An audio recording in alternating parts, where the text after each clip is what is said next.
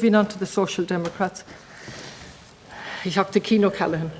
Taoiseach, I have to ask, what part of affordability crisis does your government not understand? Earlier this month, we learned that house prices have surpassed their Celtic Tiger peak. Never before in the history of the state have they been so high. Workers and families are locked out of home ownership, stuck in a never-ending loop of paying extortionate rents but never being able to buy a home. The housing disaster is causing untold human misery and pain. Nowhere is this clearer than the record numbers of people who are now becoming homeless. Homelessness is up by a massive 30% this year. Child homelessness has skyrocketed by 47%. Thousands of children are today losing their childhoods, growing up in emergency accommodation. This is happening on your watch, and it's getting worse. People no longer believe your promises on housing. Why should they? The reality is that under successive Fine Gael and Fianna Fáil governments, levels of home ownership have collapsed.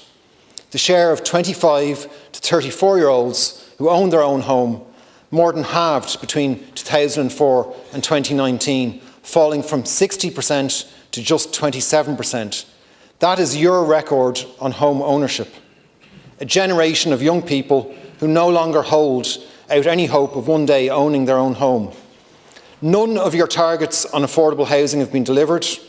Last year, you didn't manage to build a single affordable home, not even one.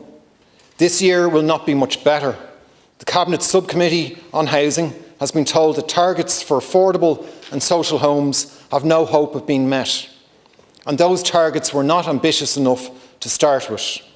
And now, faced with this disaster and litany of failure, what is the government's response to the affordability crisis? It's not to build more affordable homes. It's not to meet your own targets. Instead, it is to make homes even more unaffordable.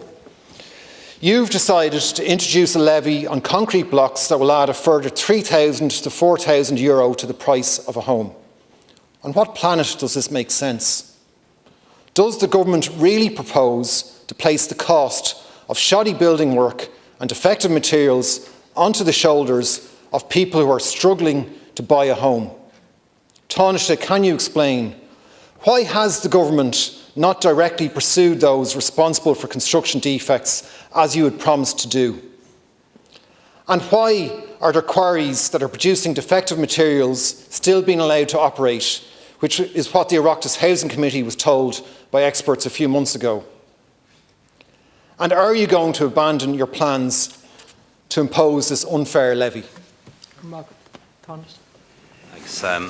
Thanks, Deputy. Just first of all, at the outset, I want to acknowledge that the housing shortage is an enormous challenge facing our country and facing people, particularly younger people, but people of all age groups as well.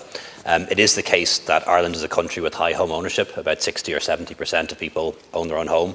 I think that's a good thing, but that is not the reality for people in their late 20s and early 30s when it used to be. Probably only 30-something% of people in that age group own their own home, and it would have been much higher 20 years ago. And that's a breach of the social contract, in my view. If somebody works hard, plays by the rules, saves some money, they should be able to buy their home. And that's become harder and harder over the past 20 years, and I acknowledge that. The reasons for it are myriad. We've a booming population, we've smaller households, we had a collapse in the construction industry 12 years ago that we've still not recovered from, and we are essentially running up an escalator that is moving in the other direction. We are making some progress, 25,000 new homes built in the last 12 months, the highest in maybe 10, 11 years, certainly since the current data was collected. And we have about 15,000 first-time buyers in the last year, and that's really encouraging. It's the highest in 15 years, but it's not enough. I'd like to see the number of new homes being built being closer to 40 or 50,000 and the number of first-time buyers being close to double what it is now, and that has to be our objective. In terms of what we're doing about it, Deputy, the response is to increase supply, to do absolutely everything we can to increase supply, and had some discussions with people involved in the business about that only yesterday. In the budget, we extended the Help to Buy scheme, which helps people to buy their first home. You'll know from the independent report on that it's their view that it hasn't had an upward pressure effect on house prices, and that's not my view, it's the view of the independent analysis.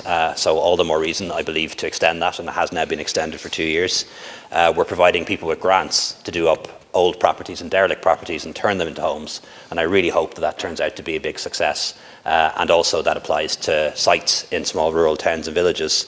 And we have the first home scheme, an affordable home scheme, which we're getting really good feedback on and real interest in, and that helps to bridge the gap. So if somebody can get a mortgage for 250, but the house that they want or need to buy is 320, we can bridge the gap through shared equity, and we're seeing a lot of interest in that programme. And if it turns out to be oversubscribed, as it may well be, well then I think we should expand it if we can. Gurb Margaret, Laskin Corla, and I asked 3 specific questions and they were not addressed at all in the Taoiseach's answer, so I would ask that you would address them in your final chance. There is no shortage of independent analysis that shows that government policies in relation to housing are continuing to push up and fuel house price inflation and rent inflation through a myriad of schemes that provide subsidies for developers. Taoiseach, every week I meet young people who after years after finishing school and college are still living with their parents. They want to be able to move out and become independent and get on with their lives. And more people with skills that we desperately need in the country are emigrating in search of somewhere affordable to live. It is grossly unfair that the government would seek to put the burden of paying for construction defects on people who are struggling to buy a home. So I'm asking you again, your government promised to go after those who are actually responsible for these costs. Why has this not been done? Why are the quarries that are still producing defective materials still being allowed to operate? Defective materials that are going into homes now and that will result in millions euro of damage in years to come. And will you abandon your plans to introduce this very unfair levy? Yeah, thanks, Deputy. I've heard suggestions, allegations that there are still quarries producing defective materials. If that is the case, well, that needs to be dealt with, but the relevant authorities will need the evidence of that. And I'm not sure if that's been provided to the relevant authorities. And obviously, as you know, any criminal prosecutions are not a matter for government. We're a democracy when we abide by the rule of law. That would be a matter for the Gardaí, not for the government. The truth is, and I know you know this, Deputy, it's going to cost hundreds of millions, if not billions of euros to repair the homes affected by Mike, and we need to do that for those 7,000 or 8,000 families affected. And we're also going to need to do something to help people who live in apartments that are defective too. There's no quarry or 2 quarries that are going to come up with that kind of money. So we need to find a way to recoup some of the cost. It's not fair that the taxpayer should cover all of the cost. And we believe that the cost should fall, at least in part, on the industry. I've heard people suggest other methods of doing that. We're open to suggestions if you have other methods of doing that. I've heard the suggestion of putting an additional levy on the profits of the construction industry. That will be passed on too. They'll increase their prices to increase their profits to compensate themselves for the levy. So no matter what we do, when you decide to socialise the cost of something, the cost has to be borne in the round by society.